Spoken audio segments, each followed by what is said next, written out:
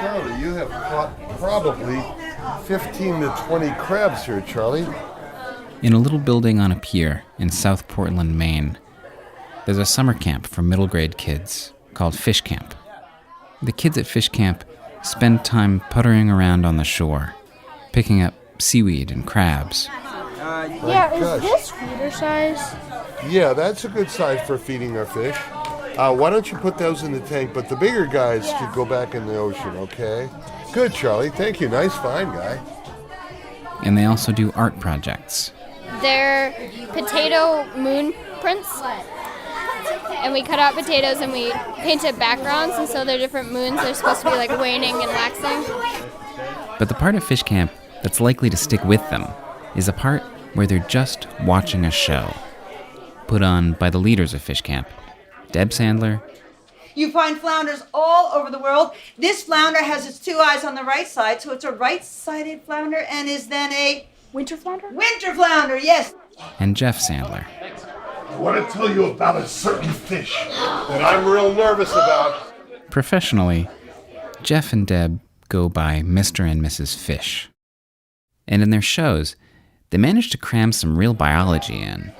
Now, first I have to tell you that this is a freshwater fish. It's kind of like the major predator of lakes. It started up in Canada, and it's moved its way into our waters here in Maine. And it's like an eating machine. It can get very big, has razor-sharp teeth. And so what happens is it comes into our lakes and it starts eating things. It'll actually eat birds that land on the water. And okay, yeah, they're hammy as heck. History has shown that when I say this fish's real name, it has a tendency to whip open the door behind me here and attack me. And so I'm going to try to avoid it. But I guess maybe I'll be okay. It's the Great Northern Pike. Oh no! Oh no! There it is! Oh! God. All right. It attacked. Well, stay tuned tomorrow when Mr. Fish stages Revenge of the Pike.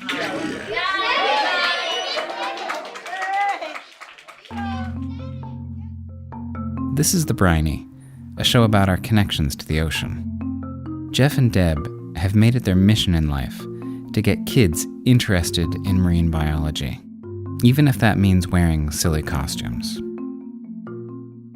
I'm an ocean guy, and I was a lifeguard at Old Orchard Beach when I was younger.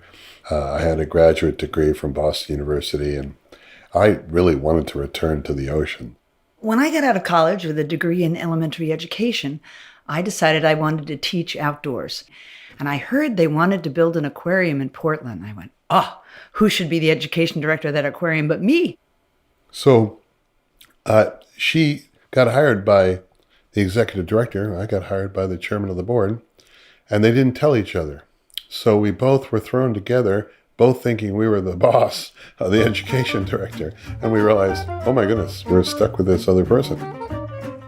And we are so different in our styles, particularly back then, that it was a little difficult for us. And what happened for the two of us is as we observed the other person doing such a great job at some of the different aspects of the program, our respect for one another started to grow. And we complemented each other. We both had strengths that the other one didn't. And together, we were dynamic as heck. It was really wonderful. But when the kids left, we went at it with one another. Why'd you do that? Why'd you do this? And back and forth we went.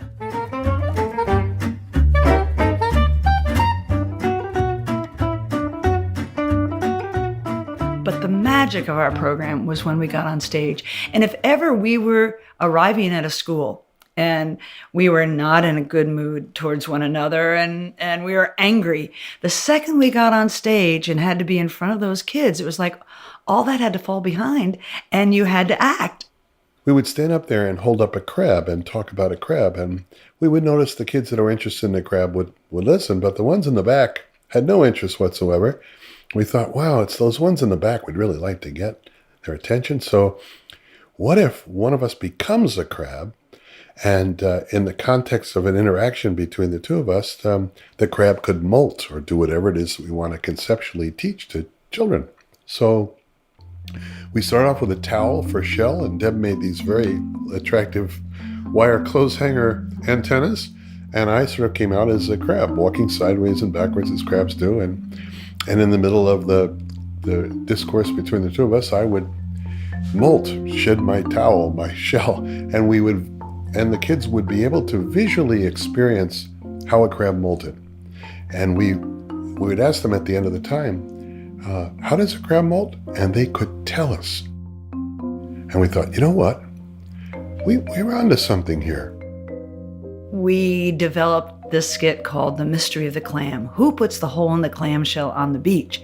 Because if you walk on the beach and you pick up shells, they're always shells that have little round holes in them. And people always wonder, who made the hole in the shell? And in that, one of us would act out a crab, and then another creature we'd act out is the starfish, the seagull, the snail, and we give the kids a chance to vote on which creature do they think put the hole in the clamshell. And in the beginning, I was the sea creatures and having a great time with it, and Jeff was the narrator. And then Jeff started saying, well, I want to be the sea creatures. And so he'd do the sea creatures and I'd be the narrator. And we traded off for a while until probably after about 5 or 6 years, I became the narrator all the time and Jeff was the sea creatures. And it took a while for us to figure out our roles. But as a narrator, I'm able to interact with the kids and help get them dressed up as the sea creatures and stand at their side when this big bumbling storm is coming to wash them away, or a big bumbling fish wants to eat them. But we learned that you can't let the children have speaking parts because there are precocious children who will take over the entire show. And so now we bring them up and the child is a barnacle or a sea urchin, and they don't speak.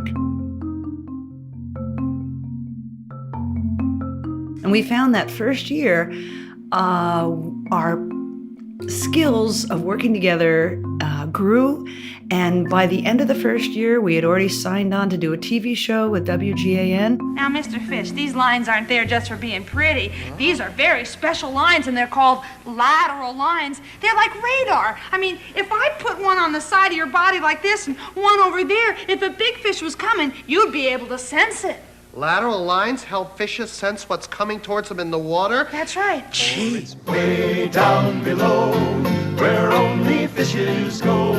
We'll find the place of many mysteries, which basically set us on our path. we're sure to meet them all when we search for sunken treasure at the bottom of the sea. I remember the day when Jeff said, you know what I'd really like to do? I'd like to travel to schools and do assemblies all over the place. And I thought, oh, wow, well, that's an interesting idea. And so we started traveling all over Maine. And then we started traveling to Massachusetts and to New Hampshire. And then we started going to the National Marine Educators Association meetings in the summertime. And when we started going there, and we would do kind of a feature presentation, people from around the world saw us. 2 gentlemen from Scotland, from the Royal Museum of Edinburgh, saw us and said, our teachers need to see what you're doing. Could we do The Mystery of the Clam in Scotland? Well, yeah, that's North Atlantic. Do they have clams? Yep, they do. The first day we were in Scotland, we found ourselves on a beach, and I ran down the beach 10 feet down. There was a clam with a hole in it. I went, yes, we can do this show. So within 5 years, we were just traveling nonstop. We had gone to a school that we were going to do our Mystery of the Clam show, and they're filing into the auditorium, and one of the says to us, oh, wow, it's so exciting to see you again, Mr. and Mrs. Fish. We love that Mystery of the Clam show you did last year. And we went, what? They'd already seen the show we're about to do in the next 5 minutes. So in total, complete panic, since they already know the Mystery of the Clam, we ran into a phys ed closet and we started just, okay, what do we have for costumes? Okay, we have X, Y, we Z. All right, I'll do it. You do this thing with the I'll do this. When you do it, back and forth. And we went out on stage and we just totally killed ourselves for an hour just improvising. And at the end, the teacher said, "You guys get better every single year." Well, we just about collapsed backstage.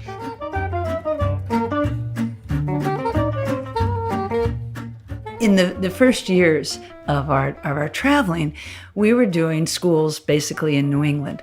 And we would meet at exit 7 in those days at 6 o'clock in the morning. And I'd come from my house and Jeff would come from his. And we'd get in the car and we'd start driving to a school. Jeff, in those days, liked to use humor all the time. And I was not always ready for the puns at 6 o'clock in the morning. And so I had to make a pact with him that no puns until 9 o'clock, thank you. And it worked. Well, we would find ourselves, on stage 8:30, 9 o'clock, all over New England doing our shows. But that trip in the car from 6 to 8 together, where we would share what happened the night before, what is going on in our lives, who are we interacting with, it really developed into a great friendship. It was in Japan that we were performing. We were invited by the city of Portland to go on the first exchange with our sister city relationship to Shinagawa. We were booked solid, and so we had to clear 2 weeks. And we knew the first week was we were obligated to go to Shinagawa, but the second week we thought, well, we're not going to go all the way to Japan and just come back after a week. And so we had that second week, and both of us thought we were going to travel with other people. But when we got over there, what happened was everybody else had plans. So we were thrown together. We rented this little house on a misty mountain top. I looked over at Deb and I went, wow, I think what love really is, at least for me, is this is my best friend. This is somebody who understands me, honors me, respects me, lifts me up, and makes my life more rich than it would be if she was not in my life. And I realized, my God, that must be what love is. I'm a detail person, and I like to accomplish things and get things done. I'm probably a type A, and Jeff is not. He likes to sleep a lot, and and so those differences I really questioned. Can we make it work if we're that different? But yeah, I came back from Japan and said, you know what? I didn't think I could travel with him. I didn't think we could have a good time traveling. And in fact, we did. We had a great time. And I went, maybe this could work. Maybe this is my challenge in life, is to get along with somebody like this who's so very different from me. Deb and I, we worked for 9 years before we let romance really, come into the equation. So I was challenged to try to convince Deb that might be a good idea.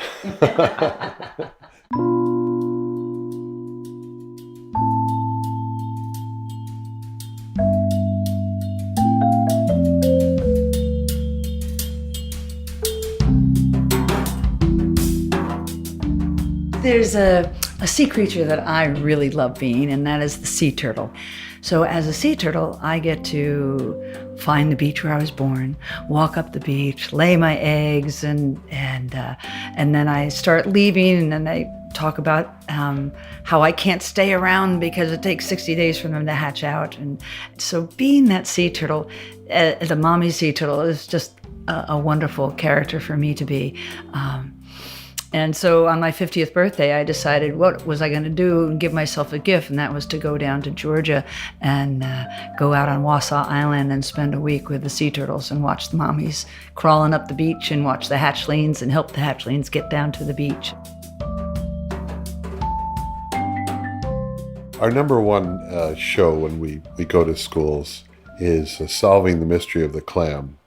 So it's a natural mystery. Is it the crab, the starfish, the snail, the seagull? And I come out as those different creatures, and in the context of being grilled, we will eventually find out who makes the hole in the shell. Well, it happens to be the moon snail. Snails are predatory, and they drill holes in different things like clams.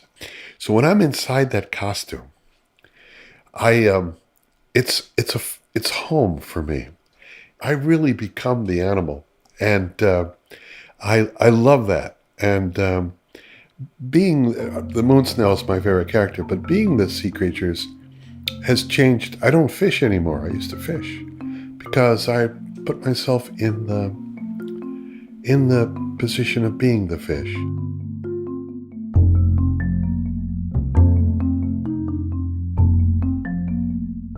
Being with Deb is a joyful experience. It was the best thing that ever happened to me. We are partners in every way, and we have been blessed with a daughter who we named Coral. And we've had a very rich, fulfilling life. Everywhere we go, we're Mr. and Mrs. Fish, and people love us. And so we're going to miss Fish Camp, but we're old. We're tired. We haven't had a summer to ourselves for 39 years.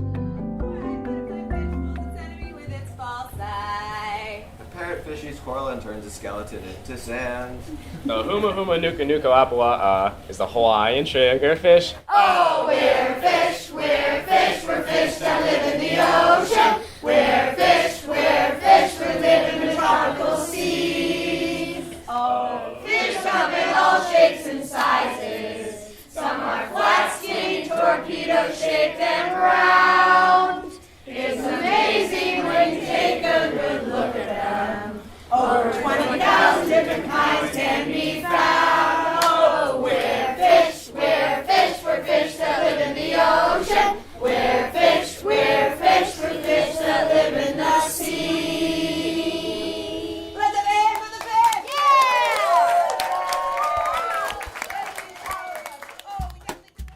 I know that Jeff and Deb make an impression on kids because when I was in 2nd or 3rd grade in Massachusetts, Mr. and Mrs. Fish came and performed for my school. I didn't remember that when I contacted them to set up our interview. But when I watched them performing in front of the campers, it came back to me. So talking to them was kind of an odd experience, like running into an old favorite teacher at the grocery store. And when we sat down to talk, I felt this gratitude to them for figuring out how to make marine biology seem like fun to a bunch of squirmy 8-year-olds. The Briny is produced by me, Matt Frasica. It's still early days, and I don't want to rush into things. But if you like the show, maybe leave a review on iTunes? Consider it anyway. The music in this episode was by Lache Swing, Blue Dot Sessions, and Poddington Bear. Thanks to Jeff and Deb Sandler and the staff and campers of Fish Camp.